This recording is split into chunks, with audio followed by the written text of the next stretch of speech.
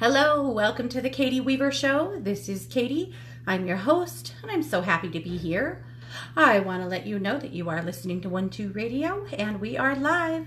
It is the 16th of April. It is noon Pacific, and I'm thrilled to be here. I do want to invite you to join us over in the chat room, and you can do that by heading over to 12radio.com. That's number 2 radio.com. Click on the chat button and you'll be redirected into the Facebook chat. If you've not joined before, just request to join the group and my talented and producer Scott will gladly let you in the door. So that's how it works, easy peasy.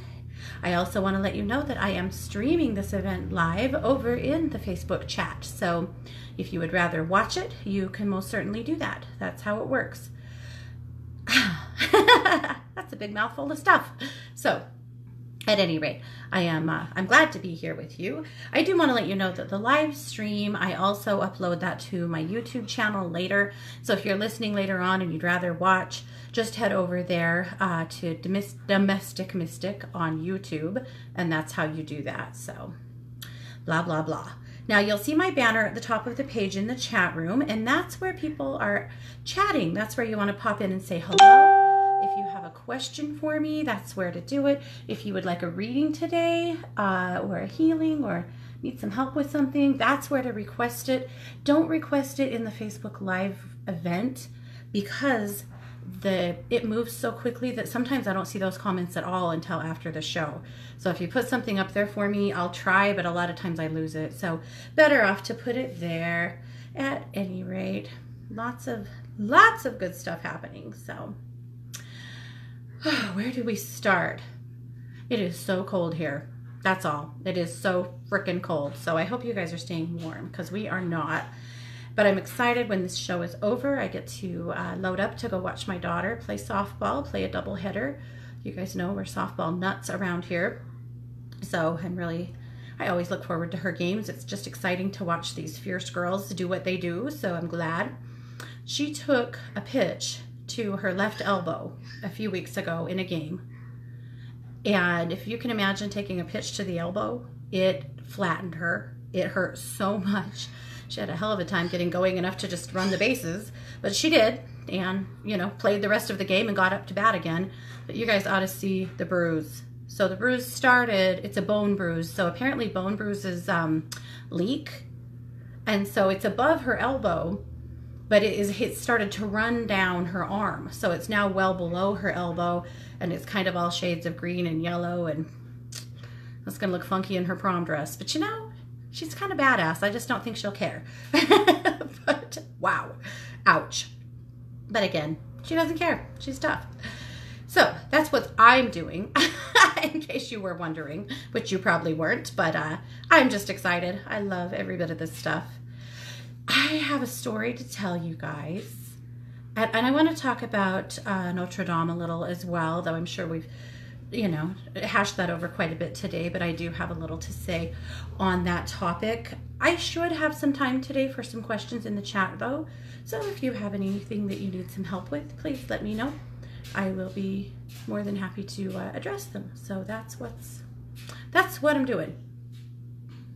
So on Saturday, I was at a softball game.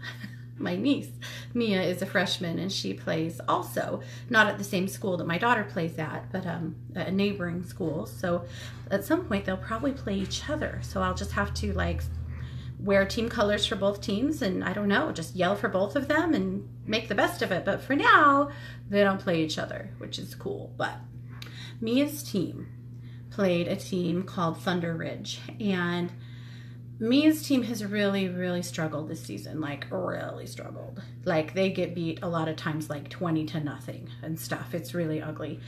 And they've been battling back, and they've kept their heart, and it's real tough to keep losing like that.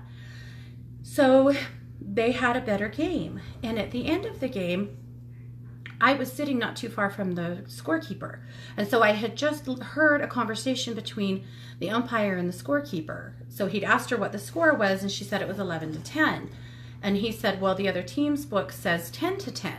but you are the official book, so that's what we go by. So if you're the home team, you have the official book, what you say goes, basically. So indicated that Mia's team had won, which was pretty cool. So he puts up his hands and says, that's game. And her team literally just stands in a little huddle like they don't know what to do.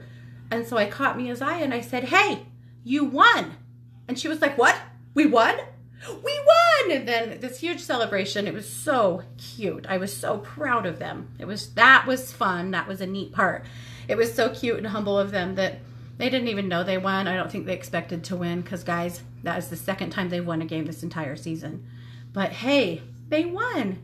And it's not all about winning and losing, but you know what? When you lose that much, a win just feels pretty damn good, right? Whether that's softball or that's life in general, that's just true. Anyway, so move on to game 2, and they won game 2. They played really hard and won game 2 as well. But this was the coolest part. As soon as the game was over, our coach, their coach, walked out onto the field, held his hands up, and he says to his players, do not move, stay in position. And the girls are like, what?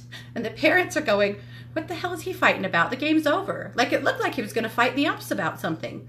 And our team won. So we were like, what's his problem? And he calls the umps over. And pretty soon he calls the other coach over. And again, everyone's like, what the heck is going on with this guy? Talks to them for a minute. They all walk off the field. He again turns and points at his girls and says, don't move. Stay in position. Well, just a minute later, out of Thunder's dugout comes the most darling little girl I have ever seen. I'm going to say she was probably about 14, 15. Long, curly, like spiral curly hair. Down syndrome. Absolutely darling with this gigantic smile. And this kid is decked out. She has on cleats. She has on her uniform. She has on the socks. She has on the helmet. She's got her bat. She has batting gloves. I mean, she's got everything she needs to play the game. And she gets up to bat. And our pitcher, God bless her, knew exactly what to do. She moved right up. She stepped forward several feet because, you know, this is fast pitch softball. And even at their age, they huck the ball. So she moved up and she chucked her a ball, a hittable ball. And she took a big cut and she missed. And everybody starts screaming and encouraging her. And that's a great cut. Good job. Let's go. And so pitcher takes another cut. I'm going to warn you. I've told this story a few times and I have cried every time. So I don't know what's going to happen right now. I don't know why I put on mascara, but I did. So anyway, second time, pitches the ball in. She doesn't hit it. She takes another big swing. And everyone's just going, oh, please, God, let this kid get a hit. We're not striking her out. Like, she's going to have to take as many, you know, swings as it takes. But, you know, she knows the game. So she would know that she struck out, right? And I don't know. We weren't going to strike her out. Right. Okay. So the third pitch comes in and she whacks it. And she knew exactly what to do. She was so cute. You could see that she absolutely lives for softball. So she drops the bat and heads for first, just as she should. And the pitcher, the ball went straight through her feet. So the base coach sent her on to second, and the ball went through the second baseman's feet as well. And as she was approaching second, the ball was fielded and thrown to the second baseman, but she missed it as an overthrow. So she went on to third, and by this time, the crowd is absolutely roaring, yelling and cheering, and she gets to third, and they overthrew the ball to third, like so far that it bounced off the fence and rolled away. And so she rounds third, and her coach, her base coach, is like running alongside of her, sending her home. The whole crowd is absolutely losing their minds, screaming at her to come home. She's got the biggest grin on her face I've ever seen in all my life. She runs all the way home, and if you know baseball or softball, when they hit like an over-the-fence home run, the whole team will come out of the dugout, and they stand around the plate, and then they can't touch you until you touch the plate or you're out. I don't know if you do that, but they can't. So, but they had rounded the plate just like that, and they were waiting for her. And she ran in, and she jumped on the plate just like you would if you hit a home run, you know, like she did. And they all just went crazy. It was the sweetest thing, I'm not kidding, that I have ever seen in my life. All of the Hillcrest girls ran off of the field and also lined up to give her 5 and give her hugs. You guys, I could have died. It was the sweetest thing I've seen in my life. That was the greatest display of kindness, of sportsmanship, of love for the game, and of love for each other. So, yep, I couldn't tell without crying. Damn it, here we go. Scott he's sick of this. But at any rate, I've been dying to share it with you guys. I did write it in Luminous this week and posted it on my Facebook page as well. But this is such a huge reminder to all of us in life, right? It's not about winning and losing, whether it's a sport or it's anything else we're doing. It is most certainly about loving each other, about elevating each other, and just about being kind, you know? I kind of doubt that those Hillcrest girls went home that day nearly as excited about their win as they were as about their act of kindness. And it was just, I cried forever. So did my sisters, and I went, her mom's going to cry for like a half an hour. I hope she videoed it so she can go back and watch that as many times as she wants. But all of those girls, they knew exactly what to do, and they knew how to play this, and they knew what she needed, and they did it. And seriously, it's just the best thing. So I've been walking on sunshine from it all week long, and I had to share it with you guys too. And you know what? I just hope that at every turn we can remember to show that level of kindness to others. Also in that coach and in that little girl and in her mama, they put a lot of trust in the hands of those girls, that they would treat her right, that they would do something amazing for her. And without skipping a beat, they did. Because, first of all, because they're kids, and kids are better at that than we are a lot of times, but also because they just knew what to do. So I hope that, well, I hope I made you cry. I probably did, damn it. It's okay. Happy tears, right? We'll take the happy tears any day of the week. So that's what I wanted to share with you about my weekend. Wanted to talk about Notre Dame a little bit. I visited Notre Dame when I was in college, and it was an amazing experience. To me, the Gothic architecture and the gargoyles, it was so, the gargoyles honestly to me were so ominous and cool that I came home always wanting gargoyles at my own house. I have always wanted a couple of gargoyles on the roof, or even just like sentries around my front door. I still don't have those, but I'm going to one of these days, I promise you. But anyway, I was shocked yesterday when I saw the news that, that Notre Dame was burning, and that affects people around the globe in such a profound way. And you don't have to be Catholic, you don't even have to be Christian to feel the waves from a catastrophe like that. That is a part of all of our humanity. Yeah, Jennifer said she was just in Paris at Notre Dame on last Sunday. Isn't that something, Jennifer? It's amazing to me that you were there just now. Thank God you were, right? You had your chance. Now, wait a minute, right? Because all is not lost, and they are going to rebuild, and there will be a global collective of people coming together to offer resources, to offer finances, to offer assistance. Notre Dame will go on. It will be rebuilt. We lost some profound history, but it will go on, and this is a piece of her history, And what will happen in 500 years, when people are telling her story and they say, yes, well, in 2019, she had a horrific fire that threatened to burn her to the ground, but that didn't happen. And there was a global collective of people that, put her back together bigger and better. And it's just a piece of her history, in other words. And it's a piece of our history too, but it hit me pretty hard. And I was chatting with a colleague this morning who sent me a sweet note, and I was thinking about why did it hit me the way it did, because it really resonated hard with me, and not so much in a place of grief, but just in a place of total shock.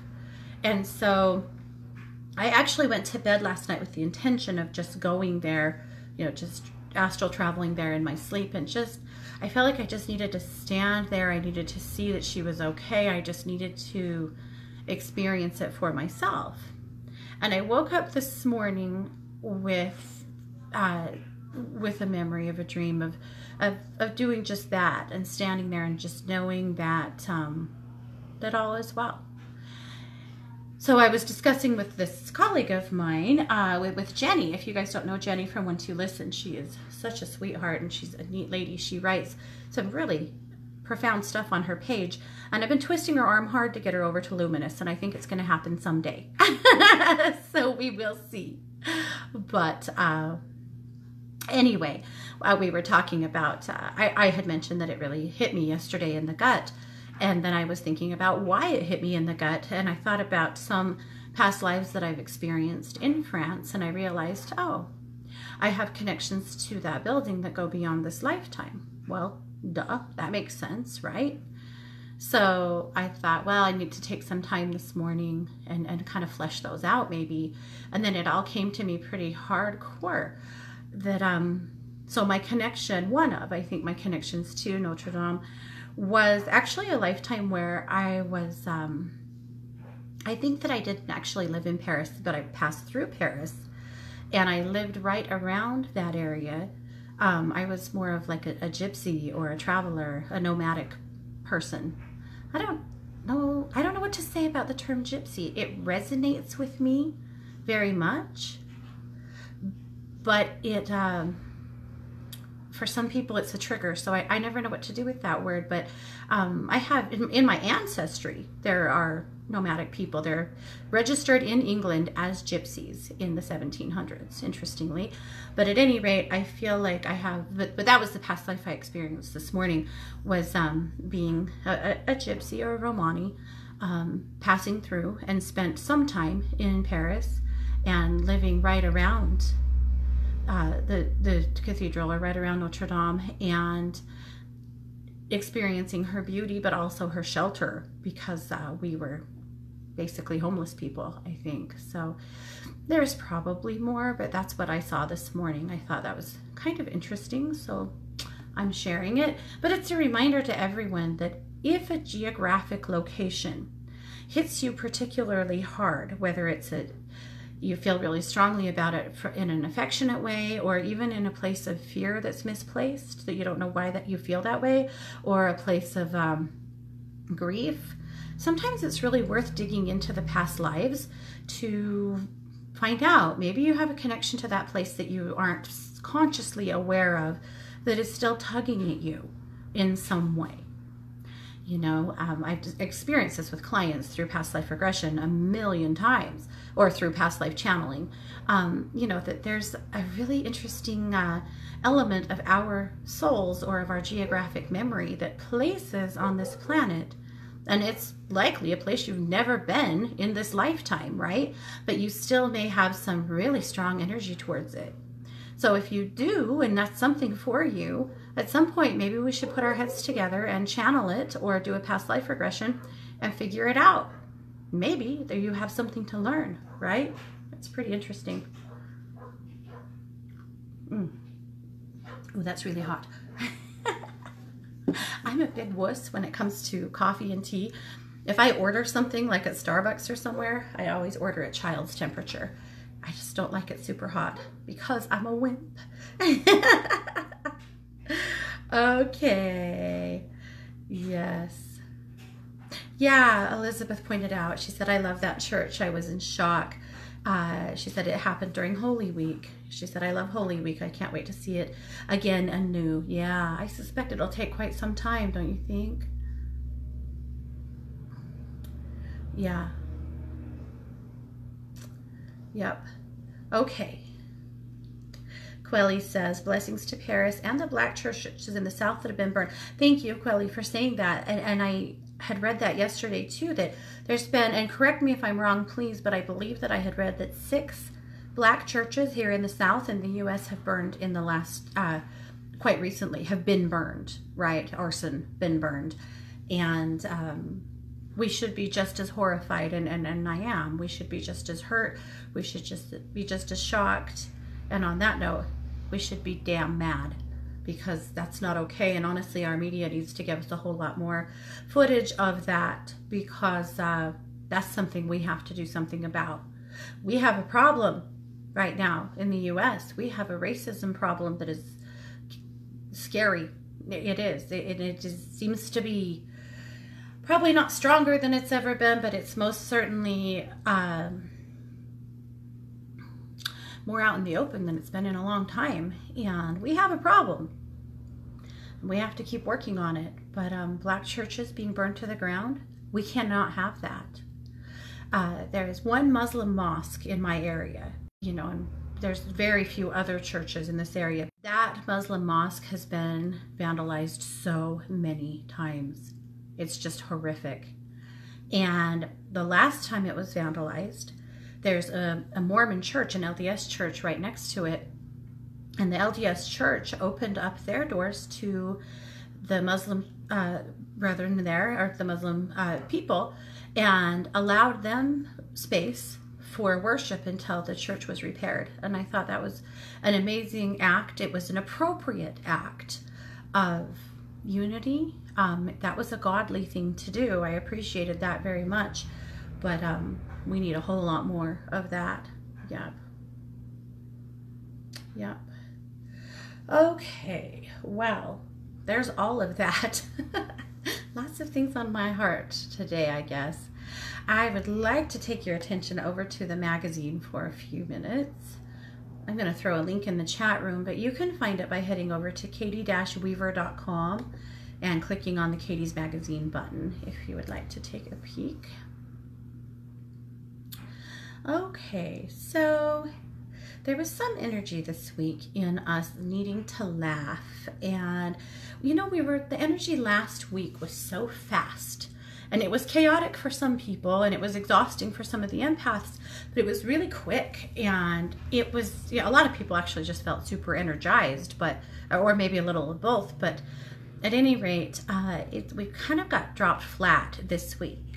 By about Sunday into Monday, the energy slowed down a lot. It might have felt like it came to a screeching halt, like the collective energy. And so it's really slowed us down, which is fine. That's going to calm a little chaos. But what I'm discovering is it's actually drawing out a little bit of more depressed energy in some of us. And so this week, we've got to look for some reasons to brighten up. We've got to look for some reasons to laugh. We've got to look for some reasons to be inspired. So I called the magazine this week, Life is Better When You're Laughing, because we need to look for some reasons to smile and to brighten up our energy. So I said I might dig into season 2 of the OA. I started it. I watched 2 episodes. I haven't gotten further. So is any of you, are you watching the OA? Did you watch the first season? It's weird, guys, but I love it. I can't quit watching it. But it's weird in a, I don't know. You'll have to watch it. I really like it. But anyway, I'm only 2 episodes into season 2. All right. So my memoir this week was the story that I just told you about the softball game. All right. The crystal guidance this week, this of course comes from Christy, and the crystal is sunstone. Sunstone encourages positive thinking, exudes joy, and opens the heart. I can't think of anything better for us this week. Seriously, we got to have it. Jennifer watched the first season and loved it. Yeah, well, good news. Season 2 is out. All righty. Okay, so Christy brings us from her Kindred Spirits Oracle deck, the Joy card. So the Joy card says happiness. That's the primary message, is happiness, open heart, good attitude, positive thoughts, seeing the big picture. The challenge would be getting stuck in the details, hanging on to the past, negative thoughts, and being guarded. The crystal is sunstone, and the meditation, I see past the details. The big picture comes into focus. I find meaning in everything. I love that. I see past the details. The big picture comes into focus. I find meaning in everything. I loved the Joy card. And of course, she's got those cards for sale over on her website if you're interested in them. They are beautiful. All right, Kai's kaleidoscope this week. She is called Gelotology. What is gelotology? Gelotology is the study of the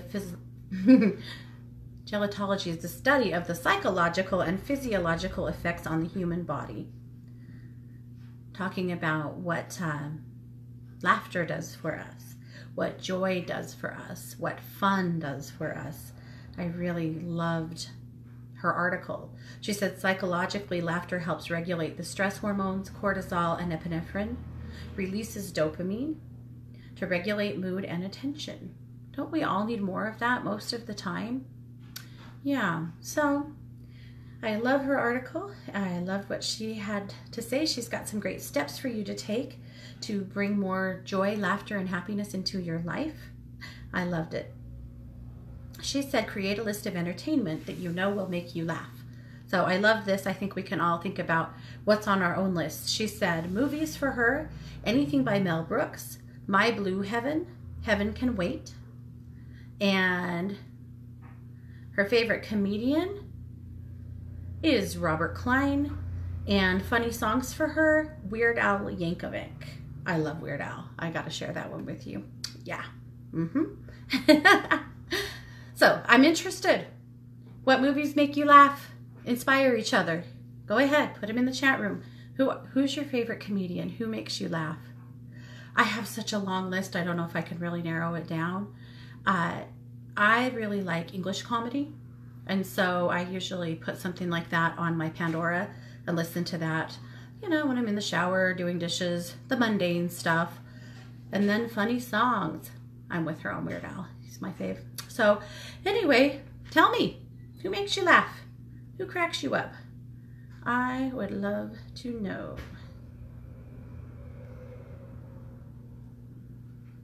Okay.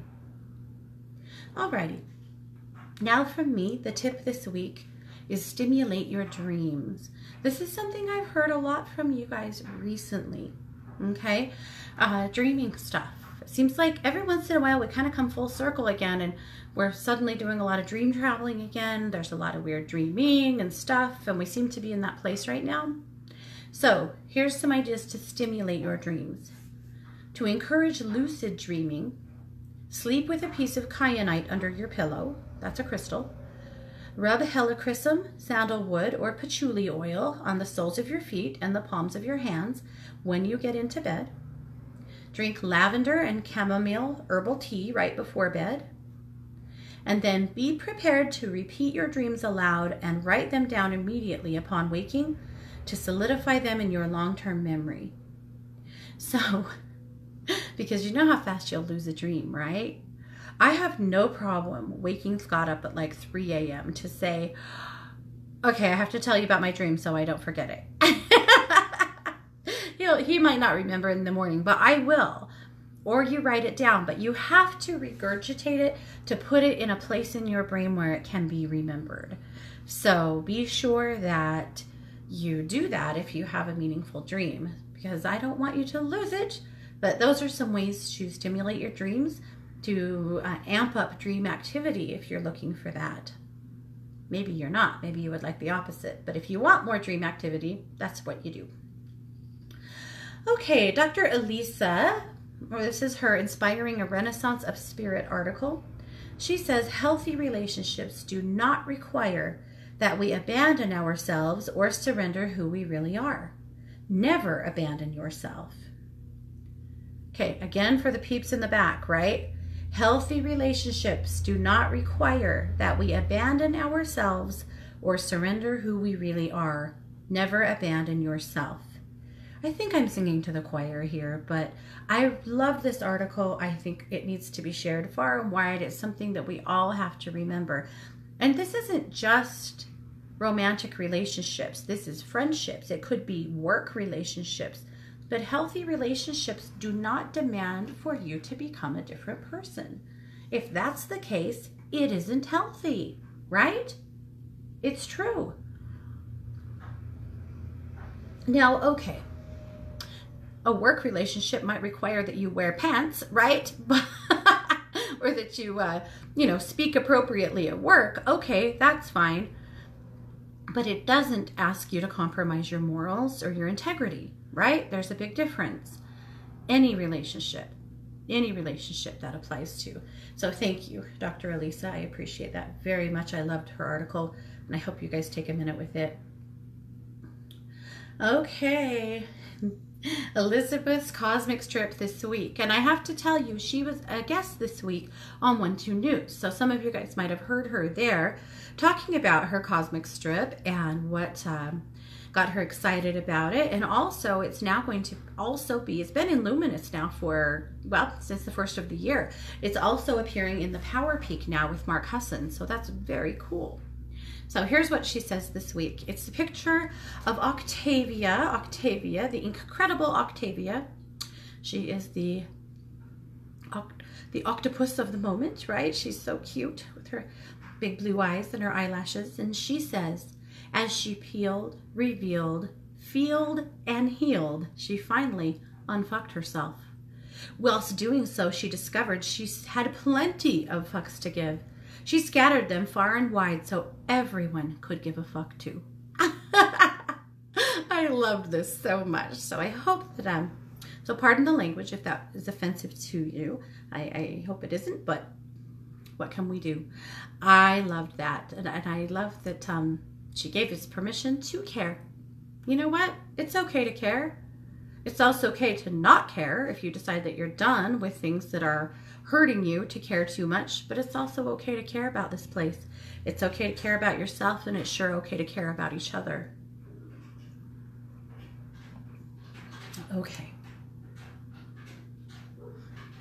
And then, of course, our Magic Monday message coming from Melissa Caprio, a celebration of global talent, which I thought was so synchronistic. So she sent me this on Sunday night, right?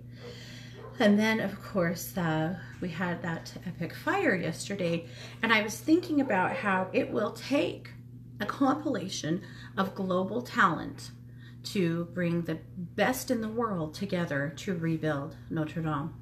And that will, in fact, be a celebration of global talent. Interesting. She's a little prophet, our Melissa. And then, of course, This Intuitive Life by Chrisanne Morgan, talking about how to pull yourself out of a funk. And I loved it because we all find ourselves there sometimes. Maybe it's not full-blown depression, maybe it is, but whatever it is, sometimes you will find yourself in a place that you're not very happy with, right? Sometimes you discover yourself being a person you're not very happy with. You're just low, you're not you. She gives some great advice about how to start yanking yourself out of that place to find yourself where you'd rather be standing. So take a peek at that. And then, of course, Taya's Soundscapes. Taya is relatively new to Luminous. I'm loving her work.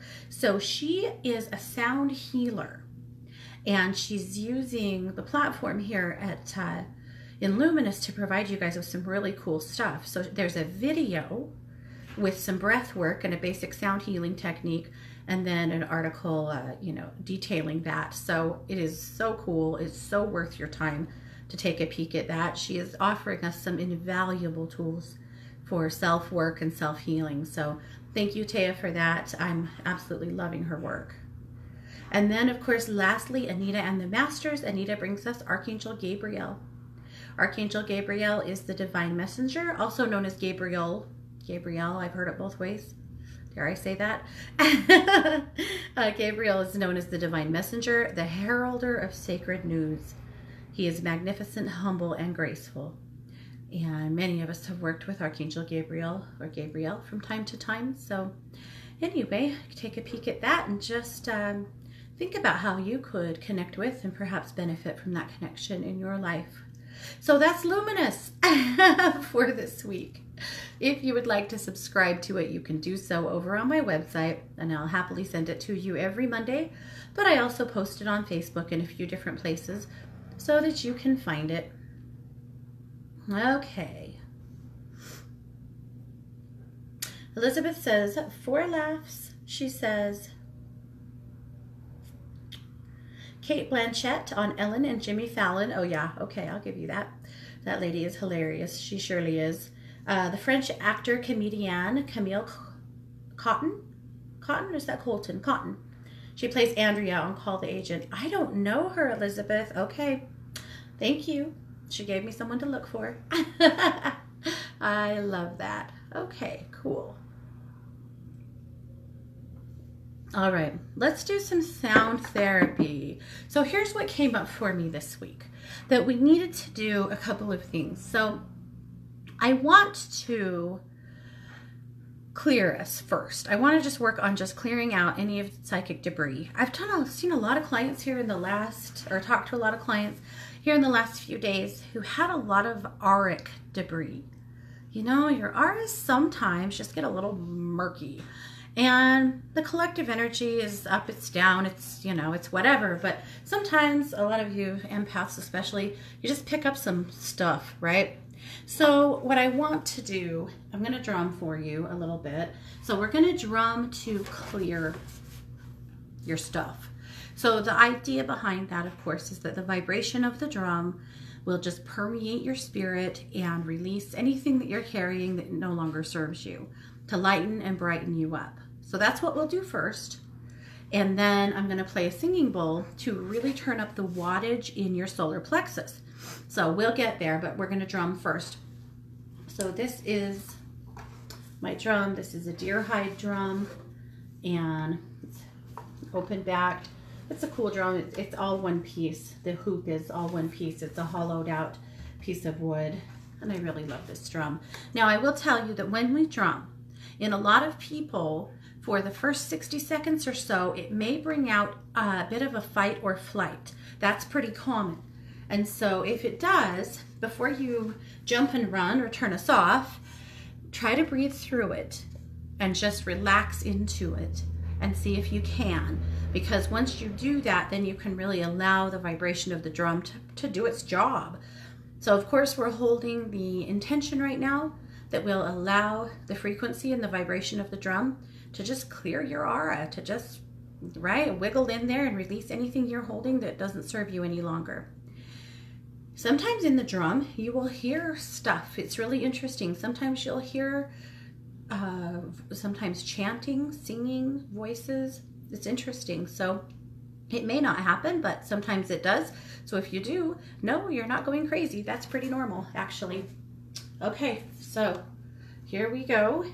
And again, we're just going to let the vibration and the frequency of the drum clear us. So here we go.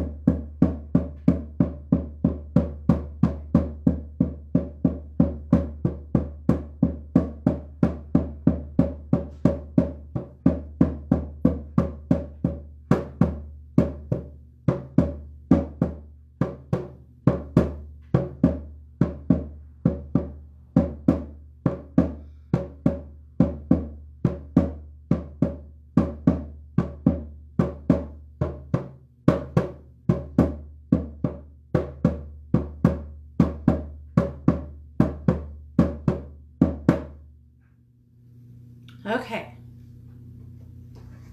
so that's the first part. So just clearing us up. Okay, so that's done. Now we're going to move on to do a little bit of work. This is a crystal singing bowl, and this time we're going to really focus on your solar plexus. So your solar plexus is the chakra right above your belly button. It's typically yellow. Let's see, C, D, E. It's in the note of E. And the solar plexus is about your personal power. It's about self-esteem, but it's also the light that you shine to the world typically comes from there. Some people it comes from their heart, or maybe we'll see a combination of both. But most people, this is where your light comes from. It's right here in your belly. So sometimes we need to turn up the wattage. So I'm going to play the bowl. As I do so, I'm going to ask you to shift your consciousness to your solar plexus. So let's do that now. So just shifting your consciousness there. And then as I play the bowl, I would like you to allow that wattage to grow. We're turning up the light. We're turning up the light that you emanate to the world. We're allowing it to really spread, to grow through you, and to encapsulate you. So I'll play the bowl and you let that light grow. Here we go.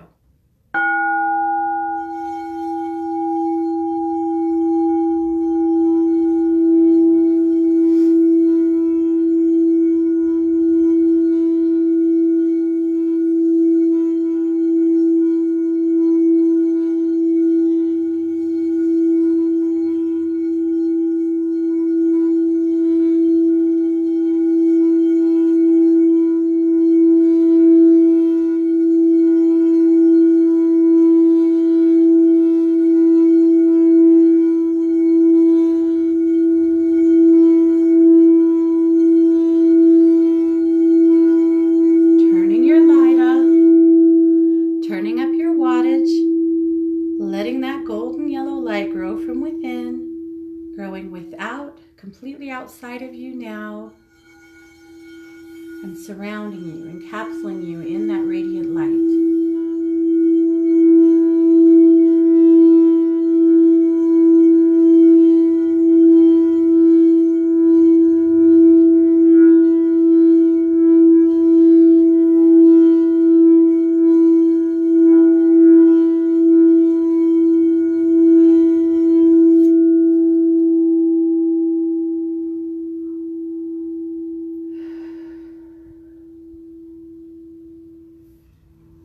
And there we go. And so it is. Okay. So there you go. Alrighty. So now, what can you expect? Well, I would think that for the most part, you may not feel quite as heavy. You may not feel quite as bogged down because that energy has shifted and cleared. And your light's turned up. So you may expect to be seen a little more.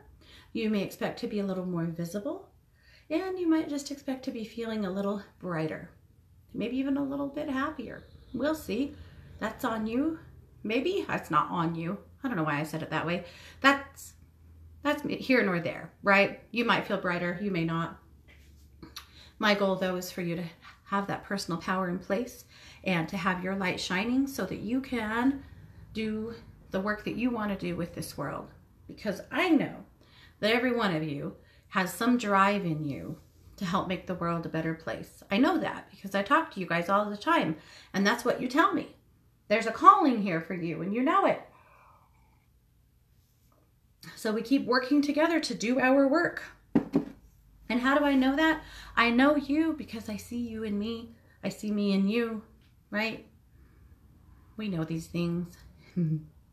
All right, I'm going to take a quick peek here into the chat room. Okay. Lynn says, I'm so excited to join you today. Would love a read if you're doing that today. So grateful for our time last Friday. You rocked. Lynn, let's take a look at you. I see you doing something with your hands, Lynn, and it looks to me like you're in service. Like, it wouldn't surprise me if this week you find yourself being compelled to like make a cake for somebody, or you know, make something, make a craft. Your hands, you're doing something with your hands, and it looks to me like you're doing something in service. What I'm being told is if you have an opportunity to serve someone this week, to take it, because that's something that you can do that's going to give you another boost up. The other thing they wanted me to tell you, Lynn, is that sometimes you have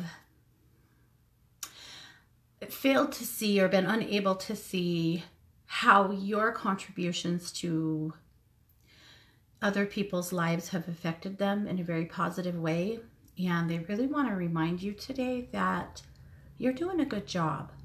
They said sometimes you don't know that. Sometimes you don't remember that. So a big affirmation from your guidance today to help you remember that you are exactly who you're supposed to be, and you're doing a great job at nurturing those around you, and as of late, doing a great job of taking care of yourself. So big hugs and a big affirmation there for you. You're doing great. All right, Jane said, heading east tonight. I saw that, so she's out of here. Okay, please tell Max Mommy loves him and to be good for the cat sitter and not to get in any tussles with the neighborhood kitties. Yes, I will. Oh, Max, we are counting on you to be good, mister. Let's see.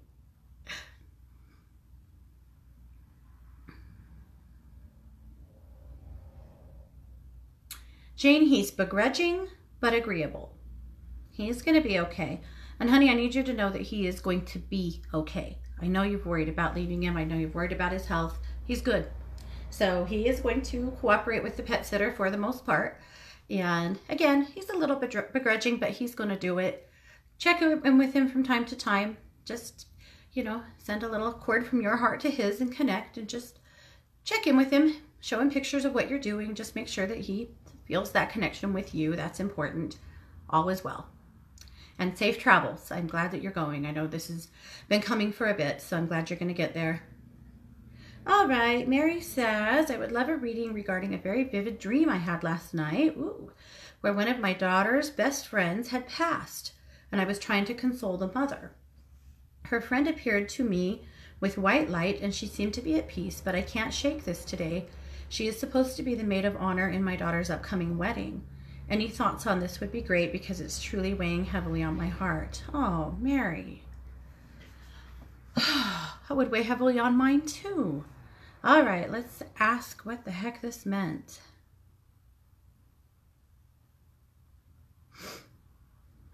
There's actually, to me, some funny energy between her and her mom. I don't see her dying, honey. I don't think that's what's happening here. I don't feel like that's the case. I feel like there is some funny energy between her mom and her. And I wonder how much she kind of needs to be able to lean on you just a little, or just see you as someone that she can trust, as not as even a mom figure, but even just as a friend, and just someone who cares about her, you know, someone who cares about her. And that you may just extend a little more light to her, maybe a little bit more of your attention. Because I do feel like what I'm getting from that dream is that she could just use a nurturing of that connection with you. And I do feel like there's a little tension with her and her mom, and that may be kind of way she needs a little more mom love. So that's what comes up for me. I know you can do that. I suspect you've already done that. And there may need to be a little more of that going on. So just be aware of that with her. She's still going to be the maid of honor in your daughter's wedding. It's going to be okay. Wow, that was an intense dream. No wonder you're feeling like that. I would too. Okay, Jessica. Jessica has been in the emergency room with gallstones. Yipes. Okay, she said, my body hurts all over. They want me to have surgery, but I do not have health insurance, so I'll be treated as an outpatient until I can get some coverage. Oh, no. Okay. Oh, let's do what we can here.